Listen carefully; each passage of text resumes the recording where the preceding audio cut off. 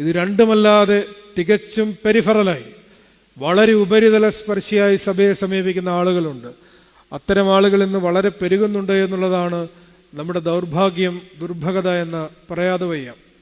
സഭയെന്നാൽ പരിശുദ്ധ ബാവാതിരുമേനിയോ മെത്രാന്മാരുടെ ഒരു സംഘമോ വൈദികരോ സഭയുടെ സ്ഥാപനങ്ങളോ സഭയുടെ കെട്ടിടങ്ങളോ പള്ളി ദേവാലയങ്ങളോ പള്ളിക്ക് ചുറ്റുമുള്ള കുരിശടികളോ പള്ളിയുടെ മുമ്പിലുള്ള ടൈലിടിയിലോ ഇതൊക്കെയാണ് സഭയെന്നും സഭാപ്രവർത്തനങ്ങളെന്നുമൊക്കെ തെറ്റിദ്ധരിച്ചുകൊണ്ട് ഘടനാബദ്ധമായ ശ്രേണീബദ്ധമായ ഈ ഒരു ഹയറാർക്കിക്കൽ ഓർഡറിനെ, ഈ പ്രത്യക്ഷമായ ഇൻസ്റ്റിറ്റ്യൂഷൻസിനെ മാത്രം കണക്കാക്കിക്കൊണ്ട് അവയെ വിമർശിക്കുകയോ അവയെ അഭിനന്ദിക്കുകയോ ചെയ്തുകൊണ്ട് മാത്രം സഭാജീവിതം നയിക്കുന്ന ഒരു പറ്റം ആളുകളുണ്ട്.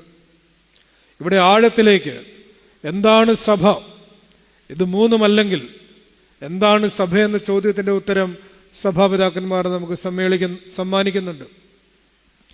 ചർച്ച് ഈസ് ദ ഹോസ്പിറ്റൽ എന്ന് പിതാക്കന്മാർ പറയും. അതൊരു ഹീലിംഗ് പ്രസൻസ് ആണ്.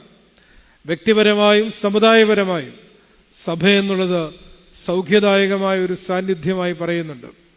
അങ്ങനെയെങ്കിൽ ആ സൗഖ്യദായകമായ സാന്നിധ്യത്തിലേക്ക് നമ്മൾ എങ്ങനെയാണ് തിരികെ പോകുന്നത്? നമ്മൾ പലപ്പോഴും അസുഖം പരത്തുന്നവർ, അസമാധാനം പരത്തുന്നവർ, അശാന്തി പരത്തുന്നവർ എന്ന നിലയിൽ നമ്മുടെ വ്യക്തിപരമായ ജീവിതത്തിലും നമ്മുടെ സാമൂഹികമായ ജീവിതത്തിലുമൊക്കെ വീണു പോകുന്ന ഘട്ടങ്ങളിലൊക്കെ നിശ്ചയമായും നിർബന്ധമായും അമ്മ മറിയത്തെ ഓർത്തെടുക്കണം. അമ്മ മറിയത്തിൻ്റെ വിശേഷണങ്ങൾ ഓർക്കണം. അവൾ ഒരേ സമയം കന്യകയും മണവാട്ടിയും അമ്മയുമാണ്. ഇത് തന്നെയാണ് സഭയുടെ വിശേഷണം.